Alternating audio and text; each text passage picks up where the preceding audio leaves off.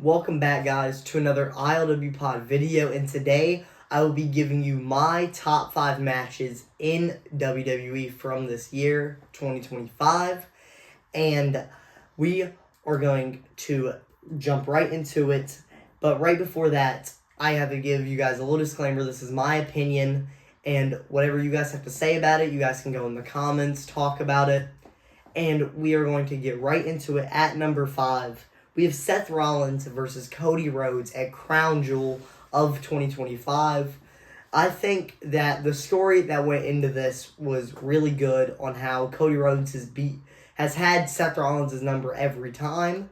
And I think Seth Rollins finally overcoming Cody Rhodes and beating him in a one-on-one match was great. The match was even better. And what happened the night after, on that Monday Night Raw, where Seth Rollins got kind of excommunicated from the Vision. And I think that the story with the watch, of him never wearing the watch that Cody gave him. And this feud, even though they just basically reunited it for that match, but their feud back in 2022 to 2023 was great. And I think that this was a great way to cap off that story and to send it up in a good way. And their match was even better. And I think that when Seth Rollins does come back, he'll even be better than when he left. And I like what Cody Rhodes is doing with this world title in the current day. And I think that it deserves number 5 on this list. We're going to go straight into number 4, which was Sami Zayn versus Kevin Owens at Elimination Chamber in an unsanctioned match. And I'm going to say these two superstars, wrestlers, have always put on great matches in the ring, have always had great chemistry, whether it was as tag team partners or if it's 1v1 versus each other. I think these two are generational talents. And hopefully this year is the year where Sami Zayn finally does win his first world title. But I think at Elimination Chamber, the way that they kind of turned off the lights and had that just one light on them, like this was just a fight, not a match. And the spots that they did, they brought barbed wire into it, which we don't see much anymore.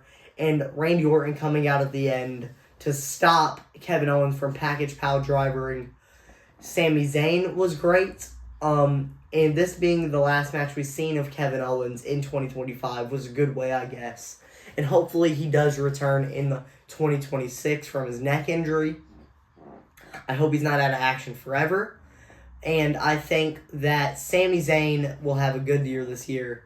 Kevin Owens hopefully comes back. And they had a great, great match. Number 3 is Io Sky versus Bianca Belair versus Rhea Ripley at WrestleMania 41, the opener of Night 2. And these three went out there and they put on a great match. It was nonstop action the entire time. It was like you couldn't look away from the screen at all without something crazy happening. And I think Io retaining was even better than putting the title back on Rhea or Bianca, because we've seen over the basically past couple of years that ever since like really 2020, these two have always been in the spotlight, have always had them main title pushes. And I think that having Io win was even better. And I think that it was definitely one of the better spotlights on Night 2 of WrestleMania, especially with the main event stinker that we had between Cody and John Cena. So, Io Sky, Rhea, and Bianca, they deserve that number 3 spot. And I think we are going to jump right into number 2, and that is CM Punk versus Roman Reigns versus Seth Rollins in the main event of Night 1 of WrestleMania 41. And I think that the storytelling that went into this match was great. All right, you have the rivalry from CM Punk and Seth Rollins. You have the rivalry between Seth Rollins and Roman Reigns. And I think that all three of these men are amazing and definitely are the faces of what WWE has became over the past a decade to 2 decades. And if you think about it, the end moment where most people already knew what was going to happen with the turning of Paul Heyman, that he was going to side with Seth, but it was still crazy to see.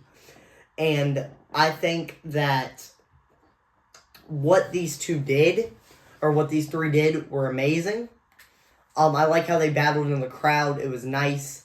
It was a great way to end off that night. One was Seth Rollins being in that spotlight winning. And I think that one of my favorite parts were the entrances.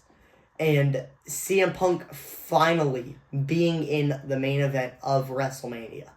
That was his first ever WrestleMania main event, and it's been one of his biggest things throughout his whole career. He's always won the main event of WrestleMania.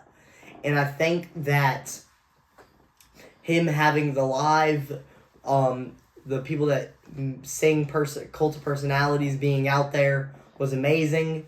Roman coming out by himself for the first time at a Mania was crazy. Seth Rollins with the little switcheroo, how he came out in that all black like garbage bag or whatever, and then switching him in the all white was amazing. And these three went out there and put on such an amazing match. We are going to jump into the final spot, number 1, my favorite match of the year. John Cena versus Cody Rhodes at SummerSlam 2025 in a street fight. Listen, my thing is this is definitely where the retirement tour, the farewell tour, took the turn into the good.